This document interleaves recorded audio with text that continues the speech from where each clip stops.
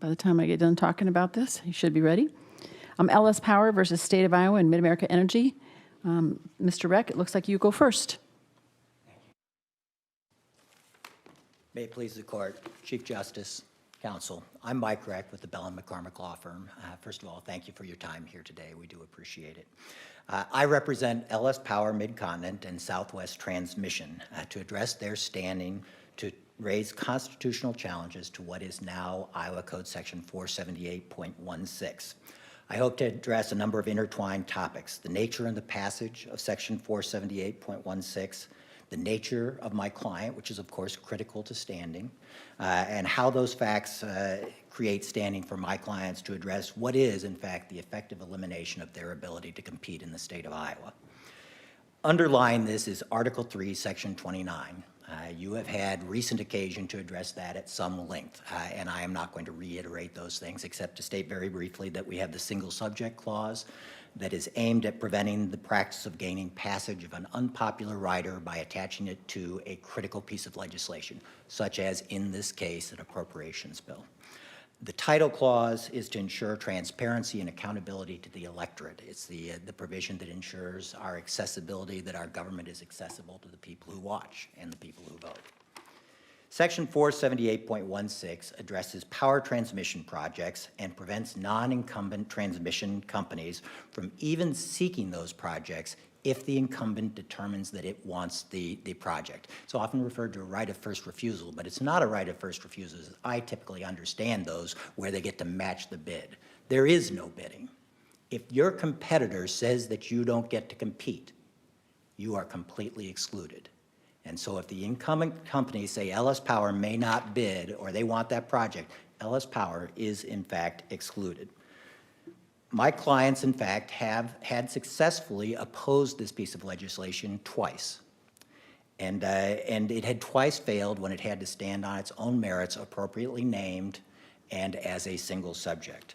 However, after they had gone to bed that night on June 13th, on June 14th, it came up very early in the morning, and it was passed in a bill without an appropriate name. In fact, the very same name that came up in the Rush case that is a non-reported Court of Appeals decision. It's literally the same name on the last night tied to an appropriations bill.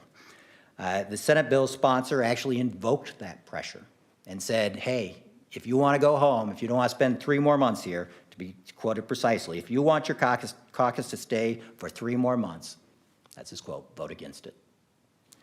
There was tremendous pressure to get this done. Further, as described in the briefs, there was substantial misunderstanding as to what this was.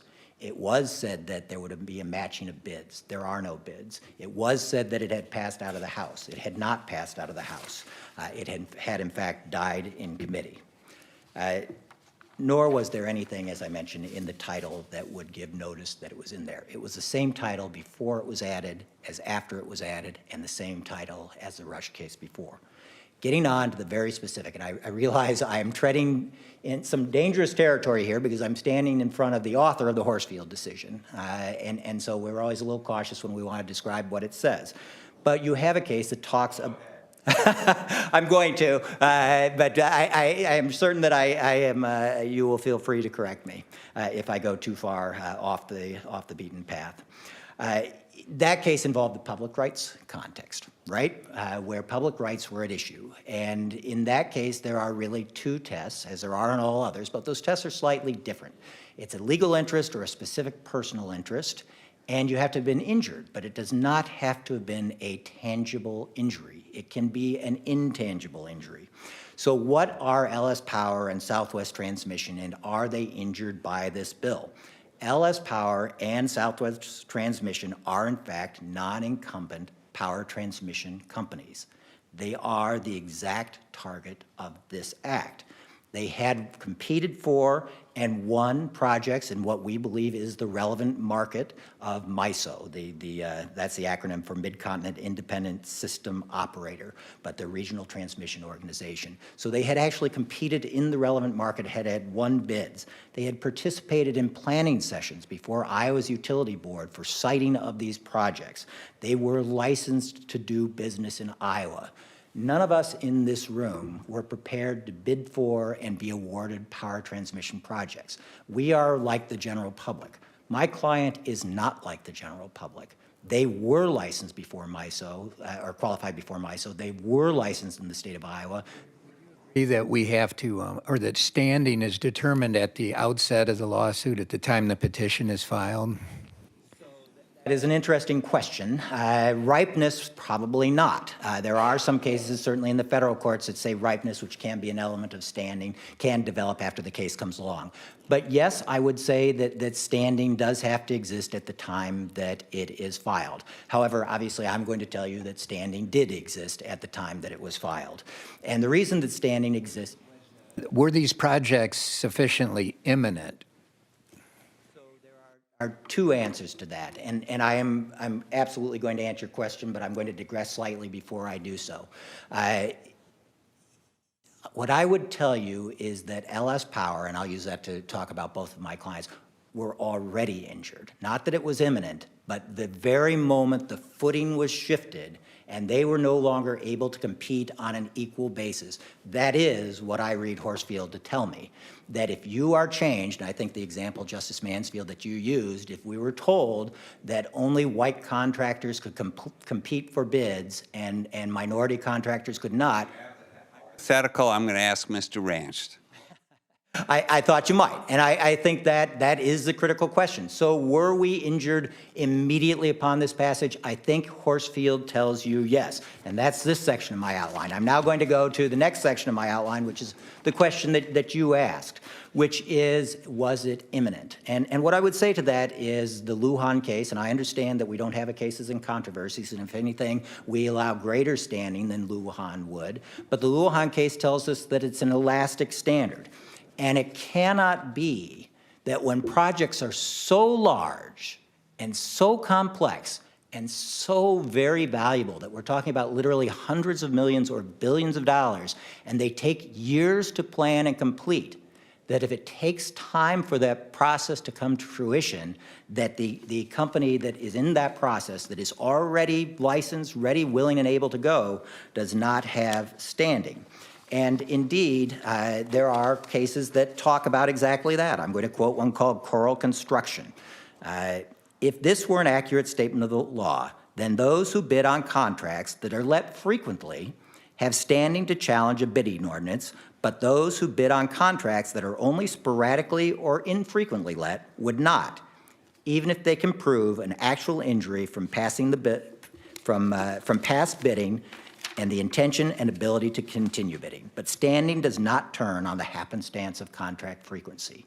My client was damaged the moment this was passed. All their investment in being able to compete in Iowa was gone. None of my partners like this argument. I liken it to the takings analysis where we talk about the bundle of sticks, right? And you talk about whether something has been taken by questioning whether one of those sticks from the bundle is gone. My client's ability to compete in the state of Iowa was gone as of June 14th. A stick from the bundle was gone. Judicial notice of how these other projects are now further along. Is yes. Of course, you knew that I was going to say that. I don't think that you have to, but when the question is, did LS Power in fact predict that this was what was happening? It wasn't much of a prediction because these were in the planning stage at that time. But then when what LS Power says was true, in fact proves to be true, we do believe that can be considered. There is a Western District of Washington federal court case from 2019 called In re Fraser's Boiler, F-R-A-S-E-R-S, that says exactly that.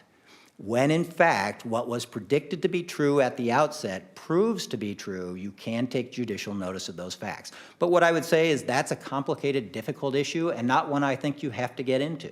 Because what happened between the 13th and the 14th? On the 13th, my client stood ready, willing, and able to compete. They had done everything necessary to do so. By the 14th, they could only compete literally if their competitors said that they could. Reverse the standing ruling. Do we go ahead and reach the single subject challenge, or do we remand it and let the trial court have first crack at that? what I'm going to answer on that as well. Certainly, you do have the power to take up constitutional issues, particularly when there are no further facts to be developed. My client would very much like to see that this is resolved sooner rather than later. The stakes are enormous. It's investment. Yes. Voted the state, I mean, I hear they've kind of declined the invitation to respond on that issue. Did they brief it below? I would say yes, and you are correct. I think the interveners briefed it more before this court than did the state, but below it was certainly addressed in a more fulsome manner. And regardless, I don't think this is a case that involves much factual development. There is a title. That title was the same on the 13th as it was on the 14th. Remember when this came up before, it actually talked about utilities and power transmission. That's fair. Like in Planned Parenthood, when I talked about medical procedures, that's fair. This bill did not say anything about it. You have the name of the bill in front of you. You have the contents of the bill in front of you. What more do you need to decide that particular issue? You also have the legislation in front of you as to whether it is a single subject. It clearly is not. The only issue that you could argue, is it log rolling? I don't think it's necessary to get to that because you have so many other issues that cause this to fail before you get there. But the transcript is out there. There's nothing that we're going to develop that changes the confusion that already exists. You saw people exclaiming, I don't know what this is. My clients, my constituents don't know what this is. My own utility is telling me they don't know what this is. And then you had the active misrepresentations, and I say that, I don't mean that as if it was volitional. I don't mean to imply that. But they were clearly misstatements about the nature of the bill that led to its passage. Those are important issues. In terms of where we go from here, we're always left guessing why you took further review and what might be interesting and relevant to you.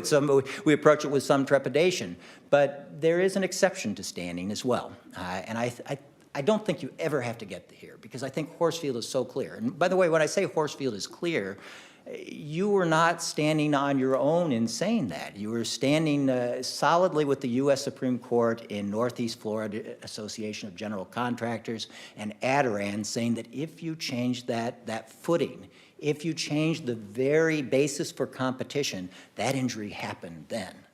Not that it's imminent, that it's actually occurred, all right? But if you were to look further and say, does this fall within those elements of Godfrey that talk about the public importance? And certainly there's been a lot of litigation on this, but not by this court. If you look at Godfrey, it talks about the very elements of what occurred here, where there was a title violation, where there was confusion. This is not like Planned Parenthood, where you all made the point, everybody understood what that was. People may not have liked it, who are on one side or the other, but everybody knew what was being voted on. That simply is not the case here, and there is no real dispute on it. This is a critically important issue. We are talking about issues that are so fundamental that they harken back to 1803, and you know where I'm going with that, right? It was, of course, Justice Marshall who said that it is fidelity to the Constitution that courts demand, that you do have that power. And this is not the first time that this has happened, that there has been this sort of last-moment passage. And you've made the point, there's nothing that says legislators can't pull all-nighters. That's absolutely right. But if they're going to do it, they ought to do it with something appropriately named, they ought to do it in a single subject, and most importantly, they ought to follow the Constitution. It is, after all, there is a process for amending the Constitution, and it never has happened. This particular bill, I think, is an easy example and an opportunity to correct course in a way that says, no, obviously the Court of Appeals had to deal with judicial appointments. There are inherent political questions in that, and I understand the dynamic in those cases would be extraordinarily difficult. None of that exists here. What we have is an absolutely clear violation of the single subject rule and the title clause, and it resulted in passage that deprived my client of a right. I candidly, with all, I want to be very respectful of everybody who's handled this case before, but as I look at this, I cannot imagine who would have standing if not my client. My clients were the ones ready, willing, and able on the 13th, licensed, qualified, having competed and won projects, standing on the precipice. It's called Ron Takema, what is a well over $100 million project. They stood on the precipice of bidding for that, being ready to go, and then the door was closed. I have 5 seconds left. I think that's probably close enough. Thank you very much.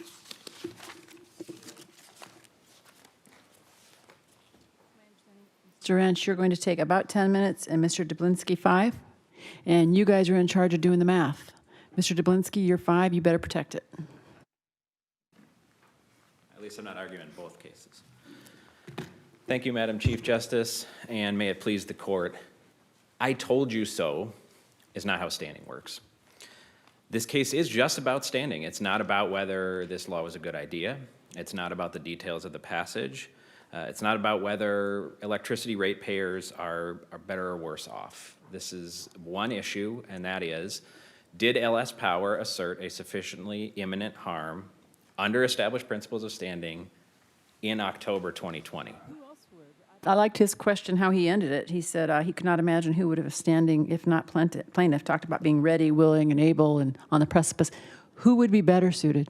Well, if the facts were a little different and we had, say, a project under these facts, better suited to bring suit on this issue? These facts, if not them. Someone else under some other provision of that bill could challenge the bill under the single subject clause, number one. Number two, Colbett, this court's case from the 2000s, says that maybe sometimes there is nobody that can challenge under the single. Yeah. Challenging some other provision of the, to what are you referring? There's a bunch of stuff in there. As Alice Power pleads, there are several divisions in the bill, and I handled that Rush case too, and that was one of the similar allegations in that case, where who would have standing to challenge this. As for the energy portion, I don't know who would have standing, but the fact that nobody might isn't a reason to find standing. And moreover, in Colbett, this court said, with respect to a criminal defendant challenging criminal charges brought against him under a bill he asserted violated the single subject clause, he said, well, I wasn't charged with a crime until much later when the time had run out, so that's not fair. You shouldn't get rid of my single subject clause claim. And this court, Hypothetical, which is the one from Horsfield, so you must have known it's coming, right? So let's say the bill said only white-owned power companies may bid on these transmission projects. No black-owned companies or minority-owned companies may bid. A black-owned company would have no standing to challenge the legislation. Is that your position? it sounds unpalatable, but until a project arises, they wouldn't have standing to challenge it. I mean, number one, Horsfield talked about just being excluded from the list of approved bidders was enough of an injury. But number two, the standing test is not actual injury. It's threatened, likely, imminent injury. In a public rights case, it's really kind of likely injury.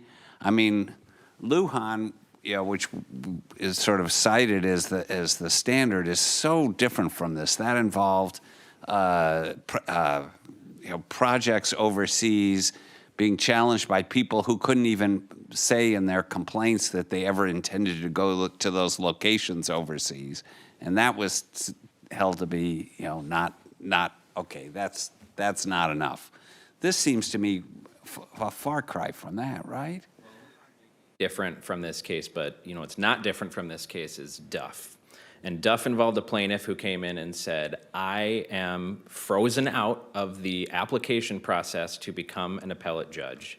I'm going to be frozen out. I'm interested in applying in the future, and I am discouraged and I'm not going to get through, and this is because I am now disadvantaged in the process due to the way this bill passed. Okay, that is the single subject claim that was brought. What you are suggesting is, and what happened in that case, no one could legitimately suggest that there would never be another appellate vacancy.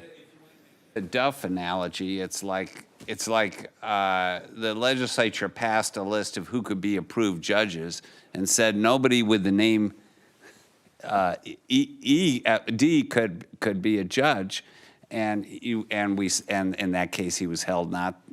I mean, nobody with a name beginning with D could be a judge, and he was held not to have standing. Pass that bill, but But in other words, the point I'm making is it's a lot more direct and than what we're talking about in that other case, which isn't a case decided by our court anyway, right? But I want to use maybe a different analogy here. The district court entered its order in this case in March 2021. And here we are now, standing here in this room today in February 2023. It may have become more likely over time as LS Power appealed, as LS Power filed an application for further review, as this court granted that application for further review, and especially as you scheduled oral argument, that we'd be here today. But looking at it from the viewpoint of March 2021, it couldn't really be said that this oral argument was imminent. And that's the time frame we're talking about here. We're talking about a petition filed in October 2020, and where the purported harm was predicted, but it kept being predicted and kept being predicted and didn't happen. And then if it finally did, that was years down the line. As I said at the beginning, I told you so isn't how we handle standing.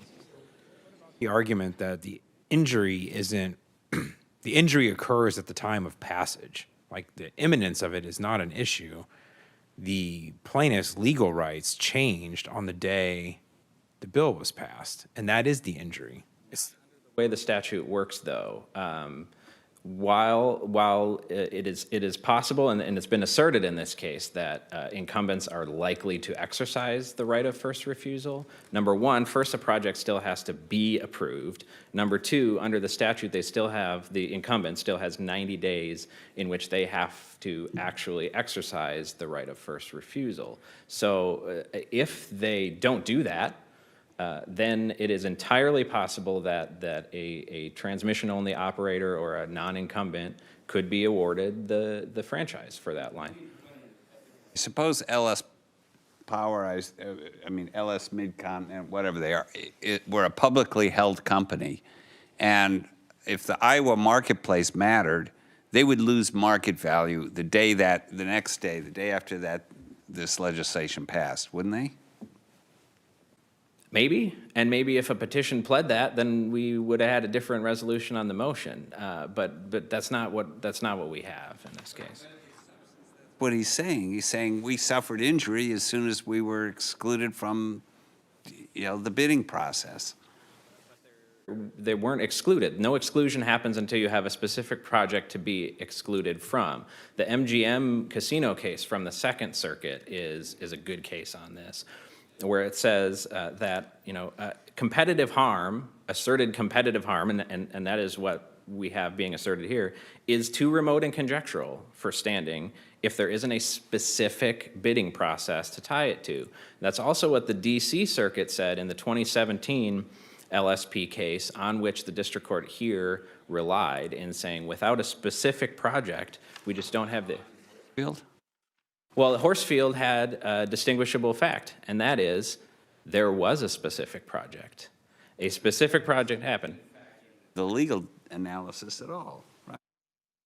It does, because the wording from Horsefield is ongoing exclusion from the list of pre-approved suppliers. So there was an exclusion, there was a project. That made it more likely that that would continue and that there would be hurdles continuing in the future. That made it sufficiently imminent. That's the distinguishable basis of Horsefield here.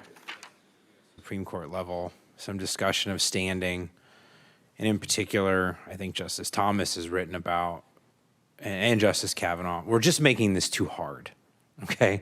That the injury in fact requirement was meant to be additive to legal injury, not making it more difficult to get into court, but less difficult. And if that's right, and we're really just making a kind of common sense, quasi-merits determination of, is there some sort of legal harm to which the court could provide redress? This seems like a pretty easy case if you're following kind of that line of thought in the U.S. Supreme Court. Do you agree with that? Resist the notion that this is quasi-merits at all. Standing isn't about the merits. And so if standing is supposed to be easy, I think the easy thing here is see you when we got a project. That's pretty easy. The Court of Appeals characterized this as swinging before the pitch. And we can use whatever metaphor we want, but the imminence doesn't arise until there is a project. That's what distinguishes this from Factual injury, factual harm. And there's another line of standing cases that talk about legal injury and changes to your status, changes to your rights. And I think that's what Mr. Reck is referring to when he says the injury, the legally cognizable injury, occurred on the day the bill was passed.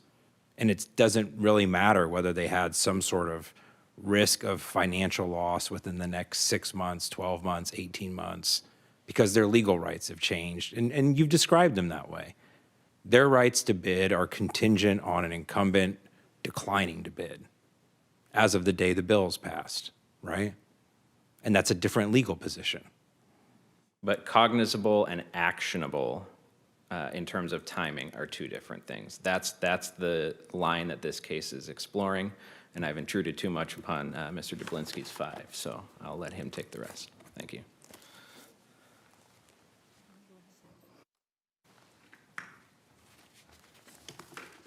It was going so well, I didn't even notice. I do want to lodge my objection to your hypothetical bill, Justice Mansfield, that would bar people with last name that starts with D. So, may it please the court, counsel, Bret Dublinske of Frederickson and Byron on behalf of intervener ITC Midwest.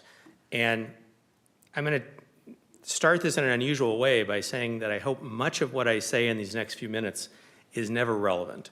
But I think in light of particularly Justice Waterman's discussion with Mr. Reck, that we would be remiss if we didn't talk a little bit about what happens if you get to the merits. But I have to reiterate that we absolutely agree with the state that the only issue before the court is standing. Standing did not exist at the time the petition was filed. And if this court has any doubt about that or wants to refine the doctrine, it should remand back to the district court to take the first view of the merits as opposed to taking the case up itself.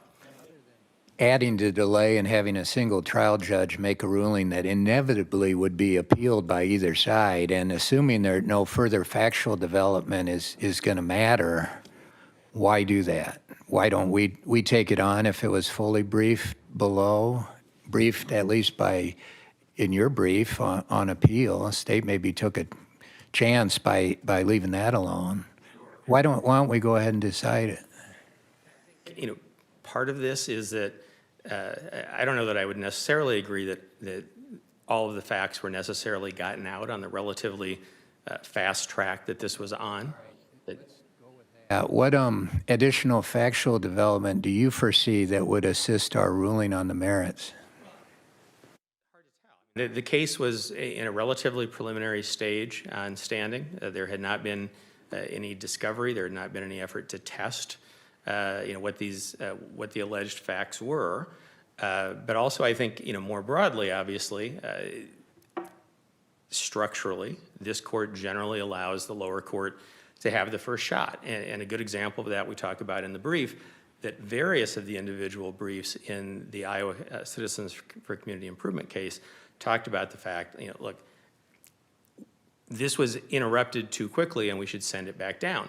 If that's what happened here, that would be the normal course. But to your point, Your Honor, that's also why I think it's prudent to talk a little bit about those facts. And I want to start with, Mr. Reck was talking about that between the 13th and the 14th, the door closed. And although what LS Power wants to talk primarily about has been procedural issues, the only substantive issue about the ROFR itself is the Article I, Section 6, the Equal Protection Doctrine claim.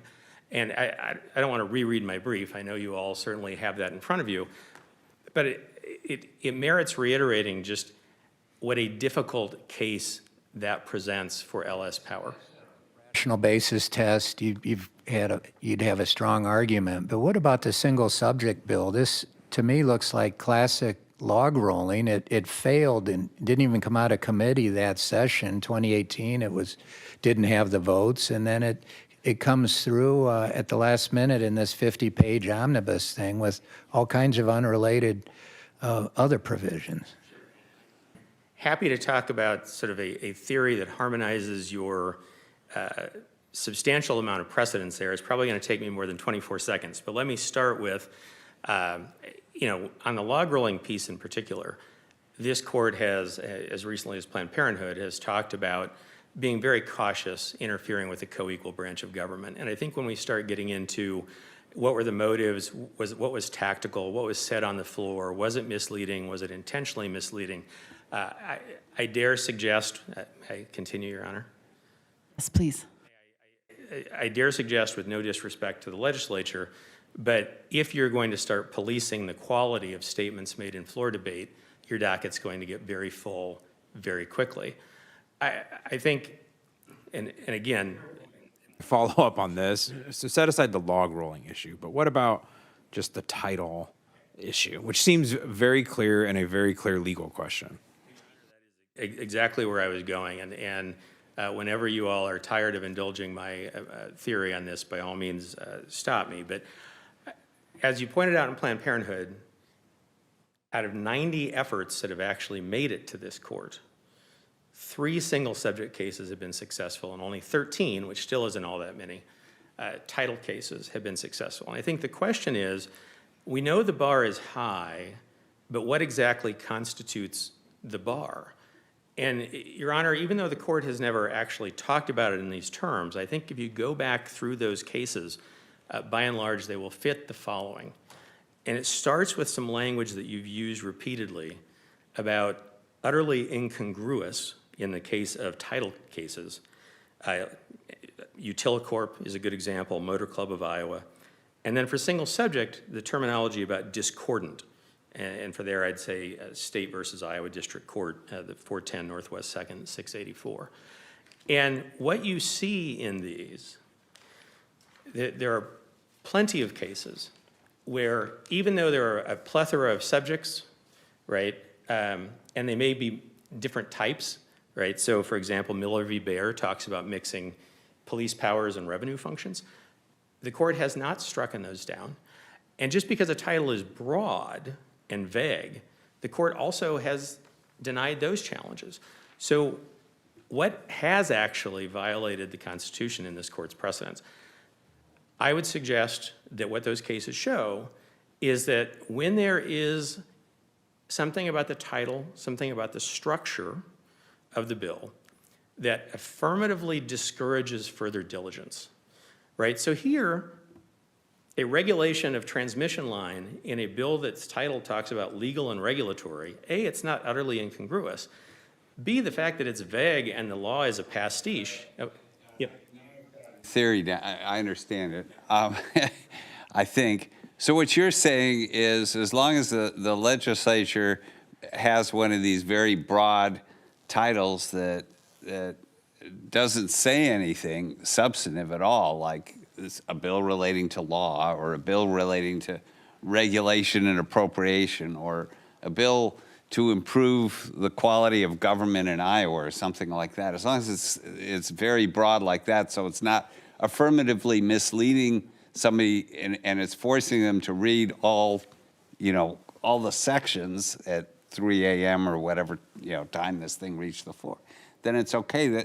Isn't that just a guaranteed formula on how you can get around Section 29, Article 3, Section 29? But I also think it is explanatory of the current state of your precedent, right? So cases that have failed on that are cases that are just a year ago in Planned Parenthood that it is justiciable and there are some limits and in Planned Parenthood it was okay because they both related to, in the view of the legislature, promoting life, saving life, and regulations for medical procedures. I would argue, Your Honor, that a provision regulating the building of electric transmission lines is not utterly incongruous, in this court's language, with legal and regulatory provisions. But, the opposite pole, right, the good example where bills have been stricken on this theory, two of them are both, technical corrections bills that then somewhere buried in them had the needle in the haystack of a substantive provision. The other one, State versus Taylor, where the title is all about juvenile justice and 68 of 74 subsections are about juvenile justice. If you pick that up, you have no reason to think it's anything but juvenile justice. Buried in one of those 6 is another needle in the haystack that applies to adult criminal actions, right? Those are cases where you would be affirmatively misled by the title and structure. And while I appreciate the point you're making about giving a roadmap, I do think that that is the through line of the court's current precedent. Yep. Sure. Good point that traditionally the district court goes first. We're a court of review, not first view. But what about respond to the idea of imposing a stay on the right of first on that challenge provision pending district court ruling on the merits of the constitutional question and any subsequent appeal? First thing I would note is that the court had that opportunity, and respectfully, the court declined to provide that temporary ruling. Nobody asked for three-justice review, and that justice may have been wrong. Right? They could have sought the they could have sought the three-justice review. There are still ample opportunities. So at the Court of Appeals, the issue came up about, and this somewhat goes to the very early question with Mr. Ranscht about, well, who would have better standing? And I guess I would flip that around and say, Mr. Reck's client may be the right client, but at the wrong time. And the issue there was, look, you would still have ample opportunity to have filed this after MISO made its decision and approved this tranche of projects. And honestly, Your Honors, that would still be the case. Part of the issue here is the LS Power waited about 5 months after the legislation to seek its injunction. So part of the timing problem here is one of their own making. I'm sorry, but you're up here a lot on utility cases. You know what you're talking about, Mr. Dublinske. So I want to. Thanks for taking that extra minute. And I mean, the quality of the lawyering here on all sides is very good. So, I just thought I'd press this, which is, well, I mean, let's put it another way. What if we conclude that LS Power has standing, and we say, well, why don't we get to the merits? What would, and we determine it is a violation of the single subject rule. Isn't it in the best interest of your client to, then you get a quick decision, you can go back to the legislature, you can get this passed as a standalone bill if it has the votes, and then you're back where you want to be. Sounds to me like a multi-year process, and you all may have well read the headlines last summer about Midwest Reliability Organization concerned about resource adequacy in the Midwest area. These transmission lines are important to allow more generation to come on, to allow better congestion-free movement of energy from generation to load. And we do think that there is some urgency to that. We also think as a matter of rates, and I can't remember whether we put it in our brief in front of you or whether we put it in below, quite frankly, but the discussion of the fact that, particularly in a high inflation environment, the cost of these projects will go up with another couple of years of delay, which makes its way to rates. So we do think that there are some public interest reasons to not interfere with the process as it is, and to, again, we think that both on the standing issue and on the merits that LSP comes up short, and that if we take care of this on the standing issue, on traditional standing rulings, Allen's, for example, saying that it's not enough to be anticipatory, which is what this was on the day it was filed, that is, as a side benefit, the fastest way to get to the public benefits and avoid additional public costs. If there's nothing further, I will give the podium back to Mr. Reck. Thank you for your indulgence. To be clear, I will not be asking for equal time. I think we can be relatively short on this. Dublinske says, right clients, wrong time. What do you say to that? Be a right time, right? We know that once this is codified, you can no longer bring the single subject challenge, and the right will be lost. It will be a right without a remedy, and that is not what our Constitution is about. I would note one thing that Mr. Dublinske said at the end of his argument. He said, this is urgent because these projects are coming. Well, of course they are. Nobody ever thought there would not be large transmission projects coming, valued at hundreds of millions of dollars. This was never a matter of if, it was a matter of when. And the moment the change took place, my client was on the outside looking in. Justice Waterman, I cited the In re Fraser's boiler case, that is 2019 Westlaw 6130824. And it follows along with the notion that when in the interest of justice there's a demand, an appellate court may look further at the record. And so there is that citation that when what we said would be true was true, you can in fact consider that. You don't need to. We don't think you ever need to get there.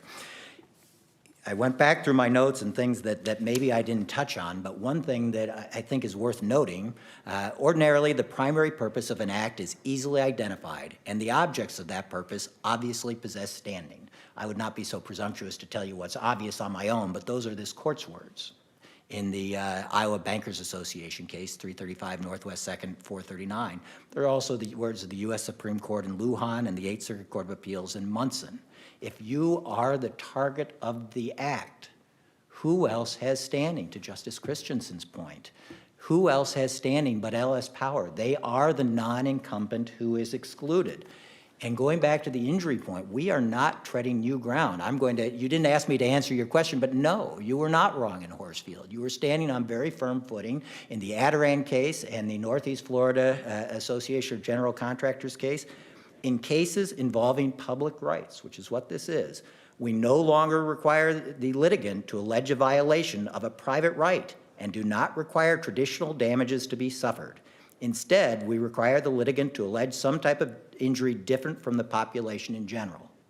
The non-incumbent electric transmission company is different than the public. It falls squarely within that point of view. On Duff, I was pleased with the question because I was prattling on in our office about how if it had been the initials TD, I didn't go with the single letter D, I had said TD, that would make that analogous. If you had excluded that individual, Mr. Duff was free to compete for those positions going forward. He was not excluded. LS Power was. I tend to reserve my flowery language for the end, but the very essence of civil liberty consists in the right of every individual to claim the protection of the laws whenever he receives an injury. One of the first duties of government is to afford that protection. Those are, of course, Justice Marshall's words in Marbury versus Madison. This court has not shied away from that either. In a case called McGuire, 131 Iowa 340, it is an imperative duty from which no court will shrink to declare void any statute, the unconstitutionality of which is made apparent. Students in federal courts that Marbury lost the case. Yes, the court said they had no jurisdiction. Principle, right? And that principle stands to this day as one of the most important. You know, I think sometimes we all think about how we show up for our jobs, and we do our job every day, and sometimes we lose sight of the lofty things that we're doing. You are the check in that checks and balances.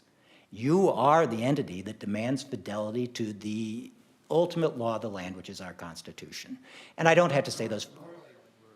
Ruling on a constitutional challenge, we have the benefit of the district court decision below, and here that because the standing ruling, they didn't get to that. What about remanding for the district court to rule on the single subject and title challenges, while meanwhile granting a stay of enforcement of the right of that challenge statute? Than sending it back without a stay. And certainly we would welcome the stay. Now that said, again, let me read the title.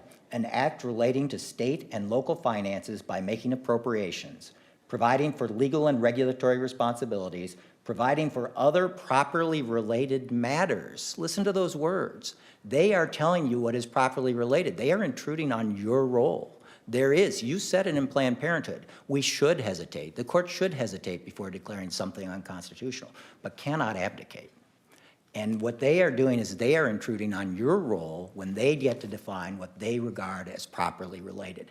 There is no doubt that that title does not include this. It was the same title in Rush. It was the same title before and after it was added.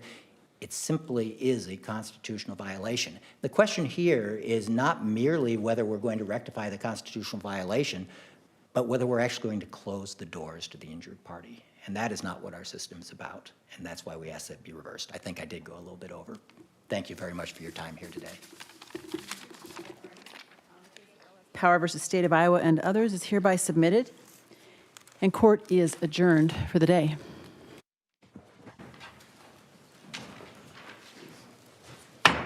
Hear ye, hear ye. The Honorable Supreme Court of the State of Iowa is now adjourned.